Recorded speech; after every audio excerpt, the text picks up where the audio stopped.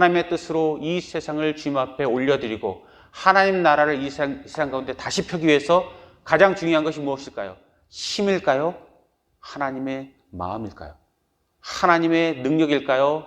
아니면 하나님의 이 우리를 향한 예정과 섭리일까요? 개인적으로 저의 욕심과 저의 추구하는 바를 물으면 모든 것을 제외하고 제 자신이 결정할 수 있다면 저는 능력을 취할 것 같습니다. 성령의 검. 양날검으로 세상을 치는데 이 모든 것을 추구하고 또 그 모든 것으로 제 모든 것으로 하나님 앞에 올려드리는 것을 선택할 것 같습니다.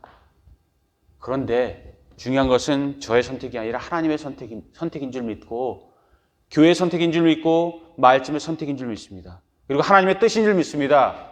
하나님의 뜻은 무엇일까요? 그러면 하나님의 뜻을 우리가 묻는 것이 우리에게 정답이 되어야 한다면 하나님은 검보다는 마음인 줄 믿습니다. 하나님의 마음을 가지고 우리의 모든 것을 이루어 나가도록.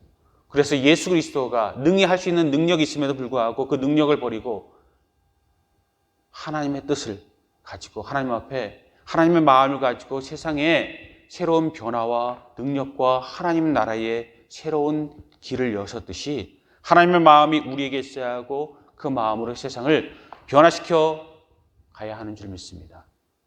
그러면 여러분, 우리는 분명히 하나님 앞에 오늘도 말씀으로 예배드리면서 결단하시기 바랍니다. 그리고 다시 한번 우리에게 중요한 세 가지를 잊지 않기 바랍니다. 그리고 그 가운데 우리의 길을 분명히 세상 앞에서가 아니라 하나님 앞에 인정받고 하나님 앞에 올려드리시기 바랍니다. 첫 번째가 무엇일까요? 첫 번째는 가장 소중한 것은 우리는 세상과 다르다라는 그러한 개념을 저와 여러분은 분명히 기억하셔야 된다는 것입니다. 오늘 본문 말씀을 보십시오. 세상이 너희를 미워할지라도 이상히 여기지 말라. 형제들아, 세상이 너희를 미워할지라도 이상히 여기지 말라. 13절에 우리에게 이야기하고 있습니다. 그렇습니다. 우리는 세상과 다르다라는 것을 자꾸 잊어버립니다. 세상 사람들이 이야기합니다. 너나 나나, 당신과 나는 다르지 않고 우리는 하나고 서로 어울려 살아야 되고 서로 그 가운데 좋은 것이 좋은 것이고 어울려가는데 사랑과 교제와 소망과 비전이 있다고 이야기하고 모든 것을 하나로 만드는 사람, 모든 것 가운데 가장 하나되게 연합되게 만드는 사람을 최고의 덕목으로 치고 그래서 모든 위인들은 세상을 나누는 사람이 아니라 세상을 하나되게 만드는 그런 사람이라고 이야기하고 그런 사람들을 사람들이 칭찬하고 높이 세우고 그러한 사람들을 위인이라고 이야기합니다. 그렇습니다. 세상적으로는 그렇습니다. 그러나 여러분, 분명히 우리가 기억할 것이 있습니다. 이 세상이 하나님의 은혜 가운데 하나 되게 하는 것이 최고의 덕목인가? 육적으로는 맞지만 영적으로는 이거는 절반의 진리입니다. 하나님은 분명히 이야기하십니다. 내 보이는 형제를 사랑하지 아니하고 보이지 않는 하나님을 사랑할 수 없노라. 그러므로 하나님을 사랑하는 사람은 세상을 사랑하고 가족을 사랑하고 너 자신을 사랑하고 모든 것을 사랑의 품 안에 품어야 하는 것이 마땅하니라. 그리고 그 사랑의 결정체가 고린도전서 13장에 나오는 우리가 흔히 말하는 사랑장이고 그것을 믿는 사람이나 믿지 않은 사람이나 함께 즐거워하고 함께 최고의 덕목으로 봅니다. 그러나 여러분, 하나님께서 우리에게 진정 원하는 것은 고린도전서 13장과 더불어서 우리에게 있어서 하나님께 원하는 것은 히브리서 11장 믿음의 장이고 믿음의 우리의 선명한 색깔인 줄 믿습니다. 동성애자가 말하는 그런 무지갯빛 선명한 색깔이 아니라 우리 가운데 하나님께서 원하시는 진정한 믿음의 색깔, 그 색깔 말입니다. 그리고 그 외침, 우리 겉과 속이 다르지 않은 분명한 믿음을 하나님께서 우리에게 원하시는 줄 믿습니다. 그러므로 우리는 그것을 물어야 할 것입니다. 그 뜻을 따라가야 할 것입니다. 그 가운데 우리를 하나님 앞에 올려드려야 할 것입니다. 그러므로 중요한 것이 무엇이냐? 우리는 분명히 세상과 다른 사람이고 우리가 하나님의 뜻을 선명하게 따르면 따를수록 오히려 우리가 진리를 따르지만 진리가 너희를 자유케 하리라 말씀하시지만 그 말씀을 따를수록 세상과 우리는 나뉠 수밖에 없고 더 나아가서 나뉘는 것에서 끝나는 것이 아니라 세상이 우리를 미워할 수밖에 없는 그런 운명이 우리에게 있다는 것입니다. 그래서 사도 요한은 이야기합니다. 세상이 너희를 미워할지라도 결코 이상하게 여기지 말라. 그것은 우리가 하나님의 뜻을 믿고 하나님만을 우리 모든 것의 중심으로 두기 때문입니다. 그리고 그것은 우리가 나아갈 바를 세상이 또 하나님 다음으로 가장 고상한 신학자라는 그러한 별명을 가진 사단이 우리의 모든 것을 분명히 알고 있기 때문입니다. 우리가 나아가는 바는 주님께서 걸어가신 그 길이라는 것입니다. 그래서 사단이 우리를 미워하고 우리를 자꾸 고독하게 하고 한쪽 끝으로 몰려서 세상과 조화되지 못하게 해서 우리가 그것을 이기지 못하고 세상으로 다시 들어올 수밖에 없을 그 코너로 우리를 몰아가고 있다는 것입니다. 근데 여러분, 중요한 것은요, 우리에게 있어서 정말 중요한 것은 우리가 세상 가운데서 무엇에 중심을 두고 사느냐 아니겠습니까? 그리고 어디를 바라보고 사느냐 아니겠습니까? 믿음의 주요, 온전케 하시는 예수 그리스도를 바라보자. 이것이 우리의 소망이라면 우리는 세상 사람들이 좋아하건 그렇지 아니하건 우리 본인이 원하건 원하지 아니하건 우리는 한 방향으로 갈 수밖에 없다는 것이고요. 그것이 주님의 뜻이라면 우리는 은혜 가운데 주님께서 원하시는 그 길을 우리 십자가를 주님께서 우리에게 지어주실지라도 나아가는 것을 우리는 기뻐할 수 있다는 것입니다. 그런 의미에서 저와 여러분은 이 17세기 청교도 신학자였고 또 하늘의 의사라는 그런 별명을 받았던 이 리차드 십스라는 분에 의해서 우리는 영적 교감을 얻을 수 있기 바랍니다. 그는 17세기 영국의 청교도 신학자였고요. 성경 주의자였고 역대하 34장 26절부터 28절까지 나오는 요시야 종교개혁 그 설교 본문을 가지고 4편의 시를 남기고 우리의 믿음에 대해서 이야기한 적이 있습니다. 그가 이야기하는 것 두 가지는 이것입니다. 우리가 하나님 앞에 돌이키자면 다른 어떤 것이 아니라 우리의 마음부터 하나님 앞에 돌이켜야 된다. 두 번째는 예수 그리스도를 향한 더 강한 열망이 우리 악한 갈망을 종식시켜야 한다. 다시 한번 말씀드립니다. 마음으로 하나님 앞에 우리는 돌이켜야 하고 그리스도를 향한 더 강한 열망이 사탄의 갈망을 우리 육체의 본능을 이겨야 한다라고 이야기하고 있고 그 가운데 하나님의 뜻이 있다고 우리에게 이야기합니다.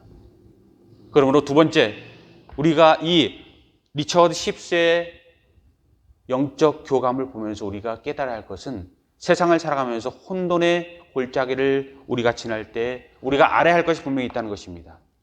세상은 통곡의 벽이고 우리 가운데 세상의 모든 어려움은 우리 가운데 운명처럼 우리에게 놓여져 있다는 것을 우리가 다시 한번 우리 마음으로 받고 우리가 그것을 깊이 묵상합시다. 그러나 주님께서 원하시는 것이 무엇입니까? 이 통곡의 벽 앞에 서서 우리가 좌절하고 낙망하고 우리의 세류에 우리가 휩쓸려가는 것을 주님께서 원하시는가? 끝까지 어렵고 힘들지라도 주님께서 원하시는 그 길을 가는 것을 우리가 원하고 세상에게 칭찬받는 삶을 원하시는가? 하나님께서 기뻐하시는 삶을 세상 사람이 아니라 우리 믿는 사람에게 원하시는가? 그것을 생각해 보시기 바랍니다. 그렇습니다. 세상 사람과 다르게 살아가는 것, 세상의 모든 압박과 사탄의 압박 가운데 참 어렵습니다. 쉽지 않은 길입니다. 세상이 우리에게 그러므로 모든 것에서 우리 기쁨을 쉽게 뺏어가 버립니다. 그런데 중요한 것은 세상이 아무리 우리의 기쁨을 뺏어가 버릴지라도 하나님께서 우리와 함께 하심으로 기쁨도 우리에게 함께 한다는 거죠. 그러므로 우리는 적당히 기쁠 때가 있고 적당히 슬플 때가 있고 죽을 만큼 괴로울 때가 있고 죽을 만큼 기쁠 때가 있다는 것입니다. 근데 리차드 십스는 이야기합니다. 이것이 세상에 혼합되어져 있는데 그 비율에 대해서 우리가 생각할 때 착각하면 안 된다는 것입니다. 슬픔과 기쁨이 세상 가운데 얼만큼 섞여 있는가? 그것은 50대 50이 결코 아니라는 이야기입니다. 우리가 알지만 자꾸 잊어버리는 것을 이 리차드 십스는 이야기하고 있다는 것입니다. 그렇습니다, 여러분. 우리가 저녁이 되면 아침이 되고 아침이 되면 저녁이 되고 모든 것이 섞여 간다고 이야기하지만 우리는 자꾸 50대 50을 생각을 합니다. 내가 이만큼 아팠으면 이만큼 보상이 따라야 한다고. 어떤 사람에게 이만큼 어려움이 있었으면 얼마 그 외에 합당한 적어도 그거와 같은 무게의 기쁨이 있어야 한다고 이야기하고 그것이 인생이고 하나님의 뜻이라고 이야기하고 그렇지 않으면 하나님이 아니라고 우리가 이야기할 때가 있습니다. 그러나 정말 그렇습니까? 인생이 모든 사람들에게 50대 50이냐?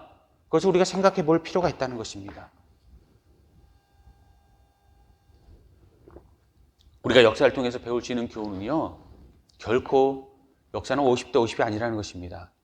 70대 30인 경우, 80대 20인 경우, 90대 10인 경우, 어떤 것이 좋은 것이고 어떤 것이 나쁜 것이 주류인지 메인스트림인지 말씀드리지 않겠습니다. 그러나 슬픔 가운데 평생을 살아가다가 기쁨을 채 누리기도 전에 하나님의 부르심을 받은 사람이 있는가 하면 세상 가운데 최고의 기쁨 가운데 살아가다 주님의 부르심을 받은 사람도 거의 저 정도면 우리의 최고의 그런 이상형이다 라는 그러한 삶을 살아간 분들도 종종 우리가 발견할 수 있다라는 것입니다.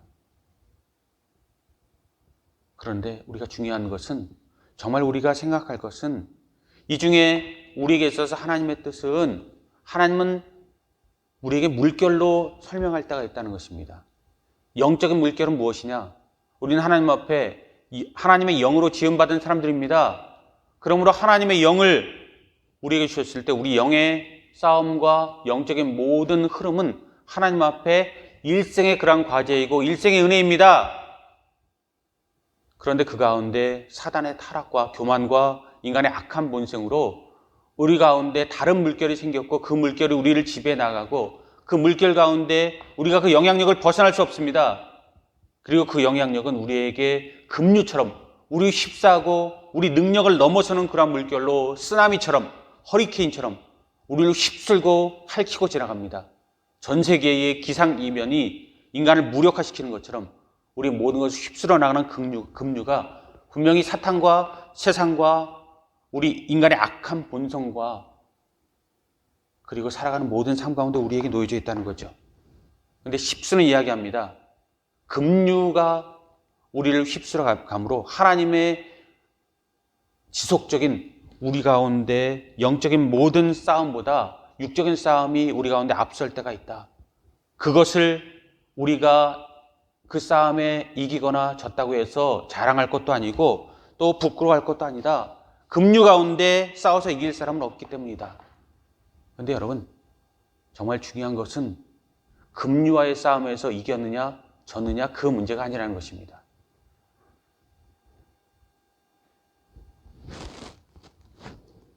급류는 흘러갈 뿐입니다. 그리고 급류는 우리 가운데 있어서 한때의 순간이고요.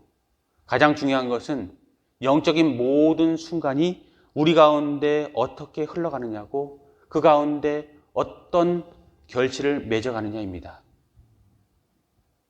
그러므로 여러분, 세상이 우리를 흔들지라도 세상이 우리를 속일지라도 우리가 순간적으로 이기고 질지라도 걱정할 필요가 없고 그것 가운데 우리 마음을 둘 필요가 없고 중요한 것은요.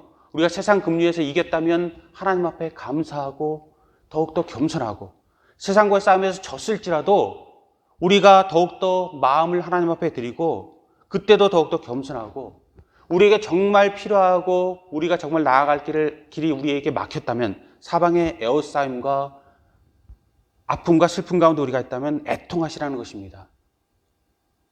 애통의 다른 말은 진실성입니다. 진실하게 하나님 앞에 나아가라는 것입니다. 근데 중요한 것이 무엇일까요?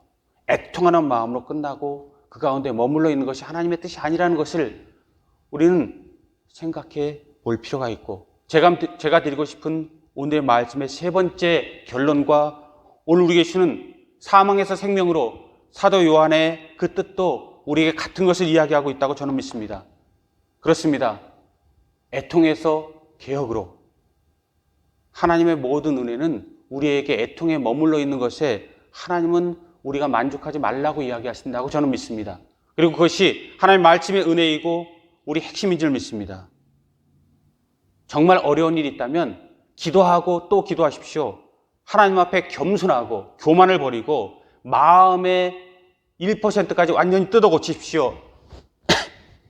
그리고 하나님 앞에 철저히 울고 충분히 기도하십시오. 그것이 가장 중요합니다. 그런데 여러분, 하나님께서 우리에게 원하시는 것은 한 걸음 더 나아가서 변화된 삶, 그것도 변화된 것도 그 전의 삶이 다시 연결되는 것이 아니라 개혁되어서 이전과 완전히 다른 삶, 이전에 우리 자신을 위해 살았다면, 세상을 위해 살았다면, 사탄을 위해 살았다면 하나님을 위해서 살 수 있는 그런 방향으로 나아가는 넥스트 레벨을 준비해서 충분히 기도했다면 거기서 멈추는 것이 아니라 하나님 앞에 올려드리고 우리는 넘어져 있는 것이 아니라 나는 못해요라고 좌절하고 낭망하고 그 가운데서 서서 더 이상 한 걸음도 나가는 것이 아니라 하나님의 은혜 가운데 나아갈 수 있는 그런 마음을 하나님 앞에 드릴 수 있어야 한다는 것입니다. 진정한 친구는 어느 때 드러납니까? 내가 정말 슬플 때, 힘이 없을 때, 어려울 때 그 사람이 친구인가 그렇지 아니한가 우리에게 드러나는 것처럼 우리에게 있어서 하나님께서 모든 것을 벗어나게 하고 슬프게 하고 힘들게 하고 일어날 수 없는 최악의 순간에 우리가 일어날 수 있는가 일어날 수 없는가가 우리의 믿음이고, 우리가 아브라함을 하나님께서 너는 내 친구라고 불렀던 것처럼 우리가 하나님의 사람들인가 그렇지 아니한가 드러날 수 있는 우리의 모습인 줄 믿습니다. 그러므로 우리 하나님을 믿는다면 우리 가운데 삶이 우리에게 애통하게 하고 슬퍼하게 하고 우리를 좌절하게 한다고 할지라도 슬퍼도 웃을 수 있는 이유가 더 크다라는 그런 믿음으로 세상에 내 자신 앞에 선포할 수 있기 바랍니다. 왜일까요? 우리가 슬퍼도 웃을 수 있는 두 가지 이유는요. 첫 번째, 세상의 모든 힘과 사탄의 모든 힘보다 우리를 향한 그러한 모든 세상의 악함보다 하나님의 사랑과 하나님의 은혜가 더욱더 크기 때문이고, 우리의 모든 슬픔과 연단을 가지고 하나님께 우리를 빚어가셔서 모든 것을 합력하여 선을 이루고 오히려 우리가 의로 인하여 핍박받고 하나님의 뜻을 따라가서 세상과 다른 삶을 살아갈수록 오히려 하나님은 슬퍼하는 것이 아니라 하나님의 뜻을 따라가는 우리를 기뻐하실 것으로 우리는 분명히 믿고 하나님께서 우리에게 말씀해 주시기 때문입니다. 그렇습니다. 우리에게 비 오는 날이 있더라도 그 다음에 화창한 날이 있듯이 하나님의 사랑이 더 크고 하나님께서 우리와 함께 하심으로 어떤 슬픔도 우리의 웃음과 우리 마음을, 우리 희망을, 우리 빛됨을 빼앗아갈 수 없다는 것입니다. 두 번째, 슬퍼도 웃을 수밖에 없는 이유, 아니 어떤 면으로 웃어야 하는 이유는요, 세상 모든 사람들은 이 모든 일이 우리에게 닥치면 세 가지 선택 중에 하나랍니다. 첫 번째 선택은 숨어버리는 선택입니다. 두 번째 선택은요, 가룟 유다처럼 완전히 배반하는 선택이겠죠. 그리고 그 중간의 선택이라고 이야기하는 것이 빌라도처럼 물을 가져다가 씻고 나는 그것과 아무런 관련이 없노라 그냥 관망하는 그런 자세, 셋 중에 하나입니다. 근데 여러분, 내가 정말 힘들 때 어떤 것도 우리가 돌아볼 수 없지만, 어떤 것도 우리 마음을 사로잡을 수 없지만, 적어도 우리가 하나님의 사람이고 하나님께서 우리의 모든 것을 이끌어 나간다고 믿는다면 하나님의 마음과 하나님 편에 서서 생각할 수 있는 그런 모습으로 더욱더 나아갈 수 있기 바랍니다. 그렇습니다. 우리가 하나님을 선택하건 내 자신의 본능을 선택하건 세상과 어울리건 더 나아가서 사탄과 어울리는 최악의 선택을 하건 우리 선택 가운데에 우리는 어느 쪽으로 나아갈 수 있도록 하나님께서 우리에게 자유의지를 주셨습니다. 하나님은 결코 우리를 로봇처럼 어느 쪽 한쪽으로만 갈도록 우리를 잡으셔서 밧줄로 묶으셔서 하나님 우리를 이끌어 나가지 않으시고 우리가 진심으로 자발적으로 자율적으로 나아갈 수 있는 그런 선택권을 늘 우리에게 주시고 어느 길을 선택하는지 보기 원하십니다. 그런데 여러분, 우리가 오늘 생각할 것은 우리가 만약 세상의 것을 선택한다면, 우리가 사탄의 것을 선택한다면 하나님이 슬퍼하실 거라는 것이고요. 우리마저 하나님의 집이 되어버리면 그것은 우리는 하나님의 사람이 아니라는 것입니다. 우리가 끝까지 하나님 편에 서 있으면 하나님은 사탄과 싸우면 됩니다. 그러므로 우리의 싸움은 50%의 그런 싸움으로 우리가 바라볼 수 있다는 것입니다. 그런데 여러분, 우리가 사탄에게 넘어가 버리고 세상에 넘어가 버린다면 하나님은 세상과 싸워야 하고 사탄과 싸워야 하고 동질의 그 악한 것과 싸워야 하고 더불어 우리와 더불어 싸워서 하나님의 싸움은 2배가 되어버린다는 것입니다. 그리고 그 우리가 세상과 올려서 2배의 싸움을 하나님 앞에 짐으로 올려드리면 하나님만 힘든 게 아니고 우리도 갑절로 힘들다는 것을 우리는 기억해야 한다는 것입니다. 선택받지 못한 자, 하나님을 대적하는 자, 하나님의 뜻과 다른 길을 가는 사람들은요, 자신의 명예를 위해서 싸우고 자기 자신 위에 있는 죄의 짐을 느끼지 못하고 무지하고 끝까지 하나님을 슬프게 하는데도 하나님을 기쁘게 하고 하나님의 뜻과 자기의 뜻이 무관한 그런 삶을 살아서 끝까지 이 세상을 타락시키고 이 세상을 악한 극한 길로 나가 주님의 길을 나오게 하는데 악한 걸음이 되어집니다. 그런데 여러분, 하나님의 사람들은, 하나님의 진정 하늘의 씨앗들은 그 가운데에서 끝까지 자기 자신을 지키는 분들인 줄 믿습니다. 그래서 오늘 사도 요한이 이야기하고 있는 것, 14절 말씀, 사망에서 생명으로 드러나는 크리스찬의 표징을 그 가운데 드러나게 하는 사람들인 줄 믿습니다. 그리고 15절에 나오는 영원한 영생의 생명을 소유한 자인 줄 믿습니다. 그리고 그 가운데 그것이 분명히 가릴 수 없는 그런 모습으로 우리 가운데, 세상 가운데 드러나서 세상이 알고 내가 알고 사탄이 알고 하나님이 알 줄 믿습니다. 그리고 마지막으로 1장부터 3장까지 사도 요한이 끝까지 이야기한 우리의 크리스찬됨의 표징은 우리가 하나님으로부터 난 사람들, 세상이나 사탄으로부터 난 사람이 아니라 하나님으로부터 난 사람인 것을 세상이 또한, 우리 또한, 하나님 또한 분명히 알게 될 것이라고, 이것은 어떤 것으로 결코 감출 수 없다는 것입니다. 모든 일이 잘 될 때가 있는가 하면 힘들 때가 있습니다.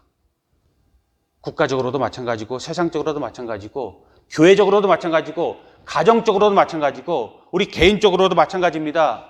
그러나 나만 살자고 나만 좋자고 내 욕심을 따라가는 사람은 결코 하나님이 기뻐하지 않으십니다.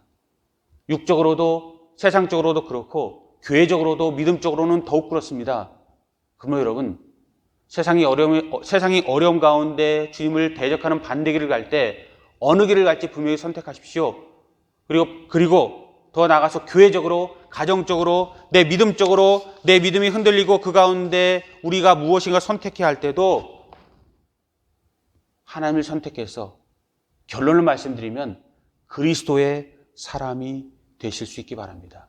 그리스도가 모든 것이 되어서 하나님 앞에 올려드리고, 그래서 하나님이 우리를 기뻐하심으로 죽을 수밖에 없는 죄의 싹은 사망이다. 로마서가 이야기한 것처럼 그 우리의 죽을 운명이 생명의 생명으로 바뀌는 역사를 날마다 경험할 수 있기 바랍니다.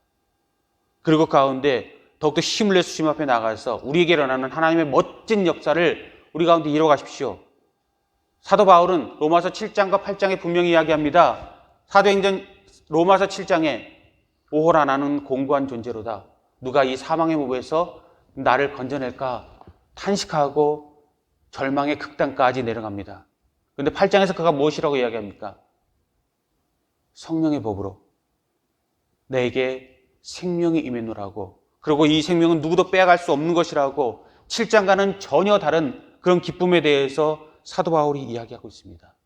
그러면 여러분, 그 모든 것, 그리스도의 모든 것을 선택하는 그 순간, 그리고 하나님의 은혜 가운데 서서 그리스도의 사람들이 되는 그 순간, 하나님만을 선택하고 다른 모든 것은 초계같이 완전히 벗어버리고 사도 바울처럼 하나님 앞에 드리는 그 순간 일어나는 역사를 저와 여러분이 이룰 수 있기를, 그래서 하나님께서 기쁘시고 하나님이 이기시고 교회가 이기게 하시고 우리 믿음이 이기게 하시고 삶이 이기게 하시고 우리 자신이 이기게 하시는 역사를 저와 여러분이 모두 이룰 수 있기를 주님의 이름으로 축복합니다.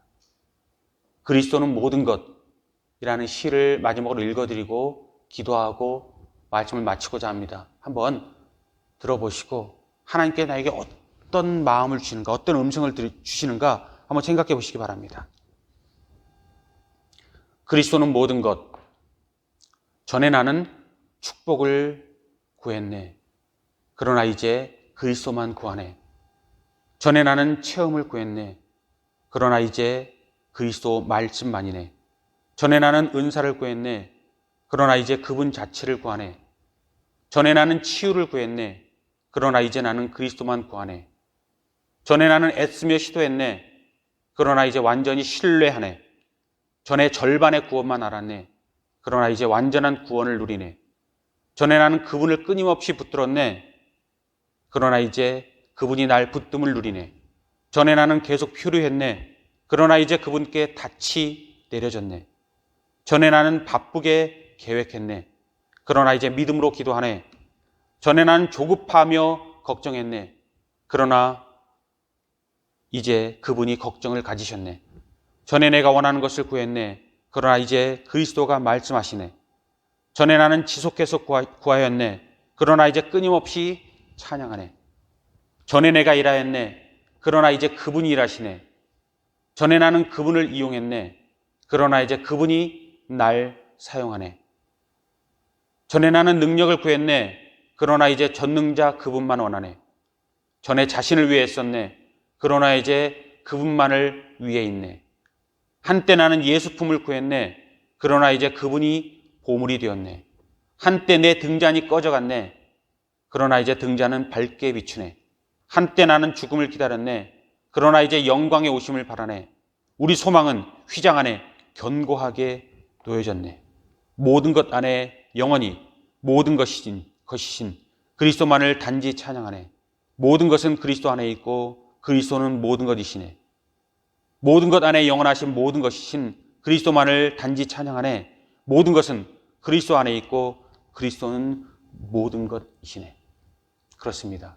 그리스도만이 모든 것인 줄 믿습니다. 그분을 믿는 믿음 가운데서 사망에서 생명으로 바뀌어지는 우리 개개인과 우리 가정과 교회와 세상의 역사를 누릴 수 있기를, 그래서 우리 가운데 놓인 검이 아니라 주님의 능력이 아니라 그리스도의 마음으로 아무것도 아닌 것 같지만 진정한 그 싸움과 은혜와 그 능력을 가지고 내 자신을 이기고 세상을 이기고 교회를 일으키고 역사를 변혁시키고 이 시대의 진정한 청교도로 하나님의 기뻐하심을 이룰 수 있는 그런 은혜가 될 수 있기를, 세상이 아무리 속이고 우리가 세상에 핍박받을지라도 그 자녀와 이스라엘의 새로운 역사를 이스라엘에게